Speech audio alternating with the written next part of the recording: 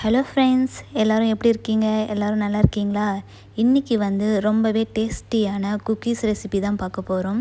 கண்டிப்பாக இதே மெஷர்மெண்ட்டில் ட்ரை பண்ணி பாருங்கள். ரொம்பவே சூப்பராக வரும். குக்கீஸ் செய்கிறதுக்கான எல்லா இன்க்ரீடியண்ட்டோடைய மெஷர்மெண்ட்டுமே நான் டிஸ்கிரிப்ஷனில் கொடுத்துருக்கேன். அதில் செக் பண்ணிக்கோங்க. இதில் மொத்தமாக 10 குக்கீஸ் போல் வரும். அன்சால்டட் பட்டர் நல்லா மெல்ட்டான பதத்தில் இருக்கும்போது ஒரு அரை கப் அளவுக்கு சேர்த்துக்கோங்க. 1/4 கப் அளவுக்கு ப்ரௌன் சுகர் சேர்த்துக்கோங்க. 1/4 கப் அளவுக்கு ஒயிட் சுகர் சேர்த்துக்கோங்க.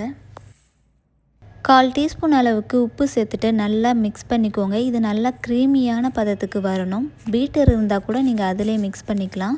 அப்படி இல்லைன்னா கரண்டியில் கூட நல்லா மிக்ஸ் பண்ணி நல்லா க்ரீமியாக வரணும். நல்லா மிக்ஸ் பண்ணதுக்கு அப்புறமா மீடியம் சைஸில் ஒரு எக்கை சேர்த்துக்கோங்க. சேர்த்து நல்லா மிக்ஸ் பண்ணிவிடுங்க.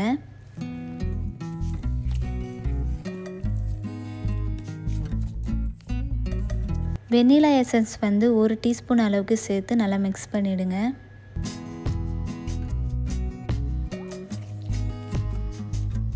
பேக்கிங் பவுடர் ஒரு 1 டீஸ்பூன் அளவுக்கு சேர்த்துக்கோங்க.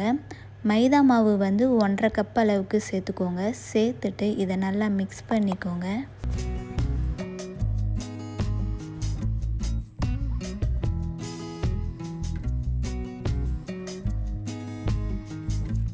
மாவு நல்லா மிக்ஸ் ஆனதுக்கப்புறமா ஒரு அரை கப் அளவுக்கு சாக்லேட் சிப்ஸ் சேர்த்துக்கிறேன். உங்களுக்கு எவ்வளோ தேவையோ நீங்கள் அவ்வளோ கூட எக்ஸ்ட்ரா சேர்த்துக்கலாம். இதில் நீங்கள் நட்ஸ் கூட சேர்த்துக்கலாம். ரொம்பவே நல்லாயிருக்கும். சேர்த்துட்டு நல்லா மிக்ஸ் பண்ணிக்கிறேன். எல்லாத்தையும் நல்லா மிக்ஸ் பண்ணதுக்கப்புறமா இதை நான் ஃப்ரிட்ஜில் 1 ஹவர் போல் வச்சு எடுக்க போகிறேன். ஏன்னா இந்த பேட்டர் ரொம்பவே சாஃப்டாக இருக்கும். ஃப்ரிட்ஜில் வச்சு எடுத்தோன்னா கொஞ்சம் ஹார்டாக இருக்கும். குக்கீஸ் செய்கிறப்ப ரொம்பவே ஈஸியாக இருக்கும். 1 ஹவருக்கு அப்புறமா இது ரொம்பவே திக்காகிடுச்சு. இப்போ இதை மீடியம் சைஸில் நான் குக்கீஸ் ரவுண்ட் பண்ணி வச்சுக்கிறேன்.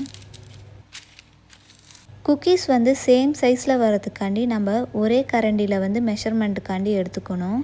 குக்கீஸ் உருண்டை வைக்கும்போது கொஞ்சம் கொஞ்சம் கேப் வச்சு வையுங்க. ஏன்னா அது கொஞ்சமாக உப்பி வரும். அதனால் ஒன்றோட ஒன்று மிக்ஸ் ஆகும். அதனால் முடிஞ்ச அளவுக்கு கொஞ்சம் கேப் வச்சு வையுங்க. நான் மீடியமான சைஸில் போட்டுருந்தேன். எனக்கு 10 குக்கீஸ் போல் இருந்தது. கொஞ்சமாக சாக்லேட் சிப்ஸை நான் மேலே டாப்பிங்ஸ்க்கு வச்சுருக்கேன். நீங்கள் நட்ஸ் கூட சேர்த்துக்கலாம். ரொம்பவே நல்லாயிருக்கும்.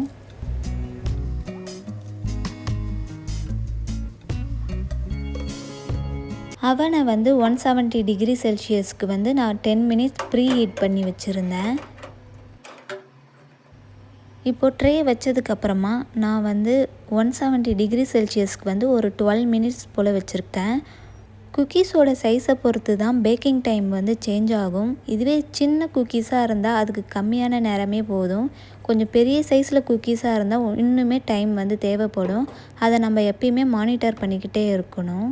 இதே மெஷர்மெண்ட்டில் நீங்கள் 10 குக்கீஸ் செஞ்சுருந்தீங்கன்னா நீங்கள் இந்த 12 மினிட்ஸே உங்களுக்கு கரெக்டாக இருக்கும். குக்கீஸை எடுத்ததுக்கப்புறமா இந்த மாதிரி தான் சாஃப்டாக இருக்கும். டச் பண்ணுறப்ப அமுங்குற மாதிரி இருக்கும். இது ஒரு 10 மினிட்ஸ் போல் நல்லா ஆற விடுங்க. கொஞ்சம் ஹார்டாகிடும்.